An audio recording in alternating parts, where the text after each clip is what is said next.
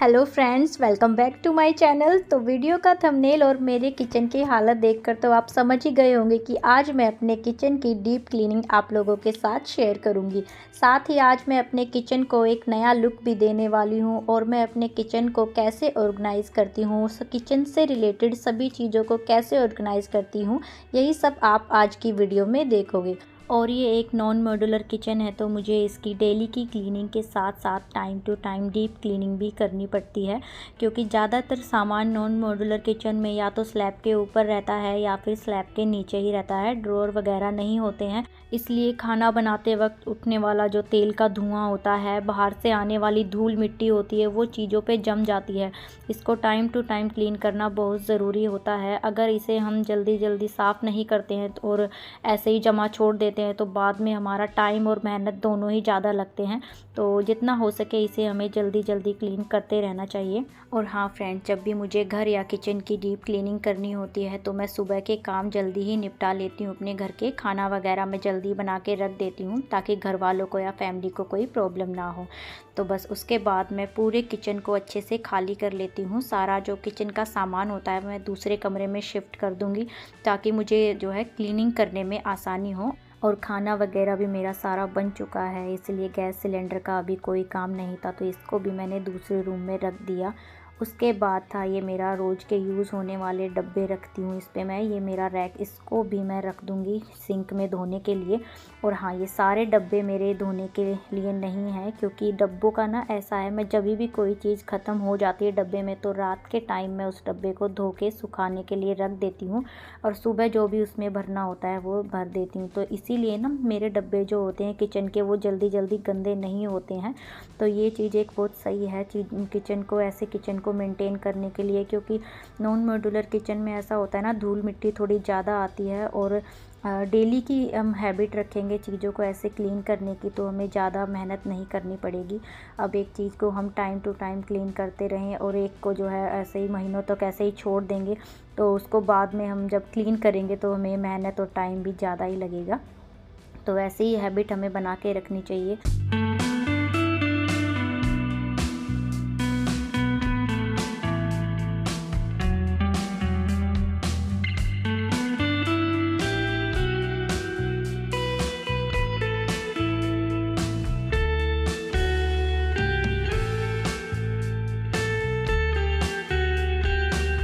तो फ्रेंड्स, अभी मैं बर्तन वगैरह और जो भी डब्बे वगैरह थे थोड़े वो धोने के लिए वो धो ही रही थी, पर वो मुझे छोड़ के बीच में किचन को जो है झाड़ा पोछी में लगना पड़ा, क्योंकि आज हम अपने किचन के फ्लोर में जो है फ्लोरिंग या मैट जो भी बोलते हैं वो बिछवाने वाले हैं। तो उसके जो लिए जो इन्होंने बुलाया है किसी को, वो आने वाले थे भैया, तो इसलिए इन्होंने बोला फटाफट से जो भी किचन में साफ़ सफाई या झाड़ा पोछी करनी है फटाफट से पहले मैं वो कर लूँ, और बर्तन तो बाद में भी हो सकते हैं। तो उनको आने में अभी कुछ ही देर थी तो मैंने फटाफट से जो भी साफ़ सफाई करनी थी, झाड़ू वगैरह लगानी थी वो लगाई। और आप देख सकते हो किचन के नीचे का फ्रेश है ये, जो भी हमारा ये बिल्कुल मतलब गंदा हो चुका है। कई बार इस पे तेल बिखर जाता है या कुछ भी ऐसे सिलेंडर रखा होता है तो उसके भी निशान हो जाते हैं। तो बहुत ही गंदा हो चुका है, काले काले से जो है निशान हो गए हैं यहाँ, और ये देखने में बिल्कुल भी अच्छे नहीं लगते हैं। और इतना टाइम हुआ नहीं हमारे घर को बने हुए, लेकिन ये देखने में ऐसा लग रहा है मतलब कितना पुराना हो चुका हो जैसे। तो आज जो है इसी को हम नया लुक देने वाले हैं।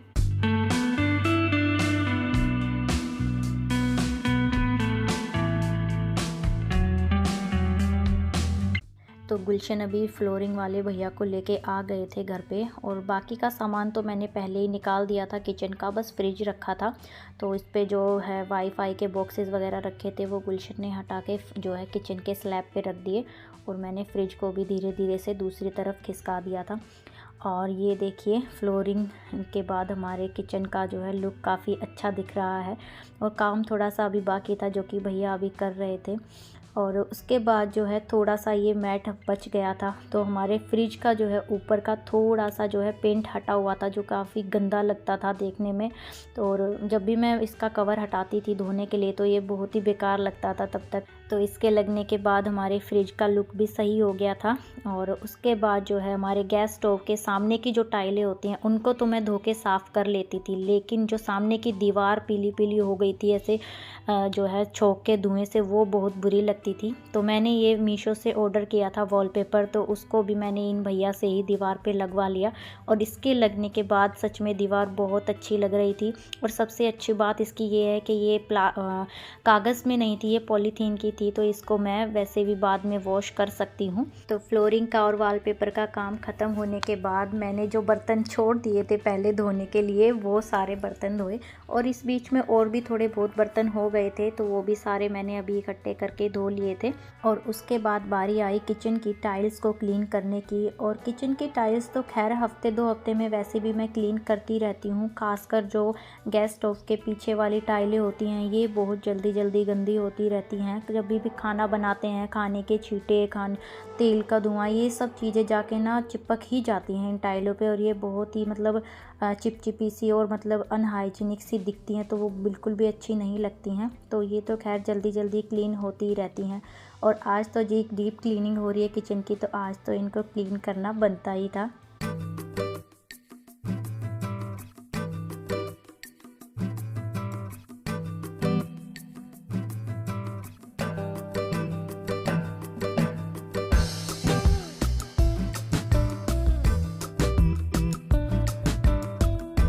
तो चलिए जी, पहले मैंने टाइल्स को पानी, स्क्रबर और साबुन की हेल्प से अच्छे से स्क्रब करके साफ़ किया, ताकि वो अच्छे से क्लीन हो जाए जो भी खाने के छींटे वीटे लगे हुए हैं।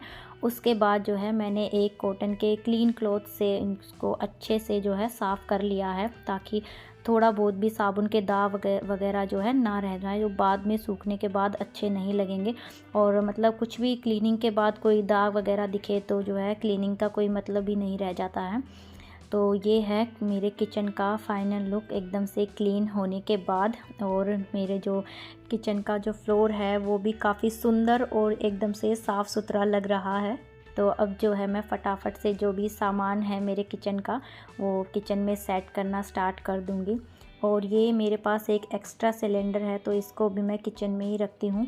अब जो है छोटा सा घर है हमारा, छोटा सा किचन है, तो सारे सामान को मुझे अच्छे से एडजस्ट करके ही रखना होगा। छोटे किचन में स्पेस कम होती है, तो हमें बहुत अच्छे से चीज़ों को ध्यान से ऑर्गेनाइज़ करके रखना होता है, मेंटेन करके रखना होता है, जिसमें जो है काफ़ी मेहनत भी लगती है। साफ़ सफाई तो खैर जल्दी हो जाती है कई बार छोटे किचन में, लेकिन उसको मेंटेन करके भी जो है रखना ज़रूरी होता है।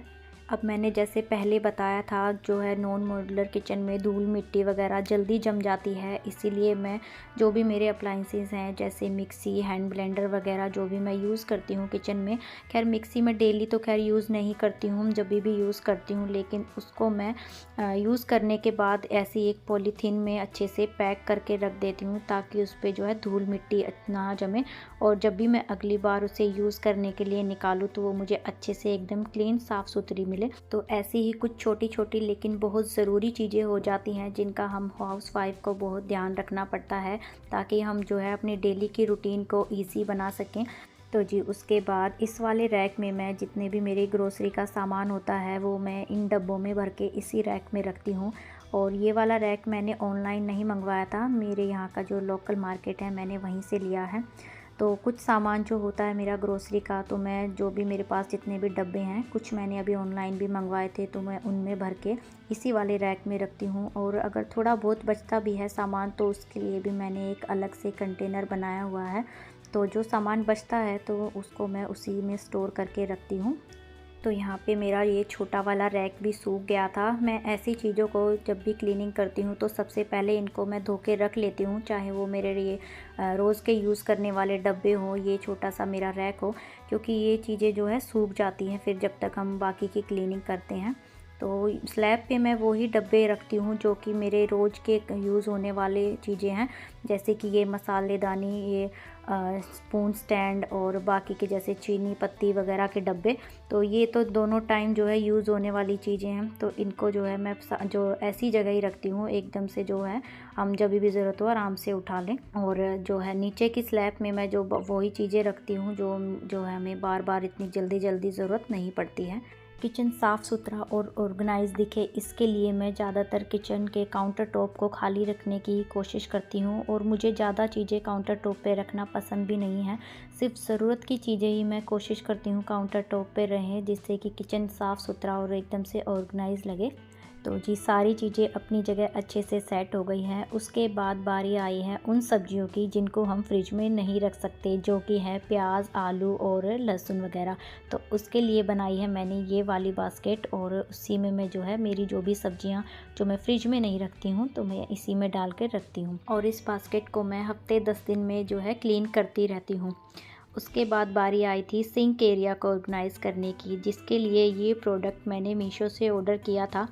खैर डिलीवरी इसकी काफ़ी लेट हुई है, लेकिन ये प्रोडक्ट मुझे बहुत पसंद आया। बहुत ही मतलब इसका प्राइस भी इतना ज़्यादा नहीं है, और एक इसने जो है मेरे सिंक एरिया के जो है एकदम से जो मैसी दिख रहा था थोड़ी देर पहले, उसको एकदम से ऑर्गेनाइज और एकदम से सुंदर सा बना दिया है।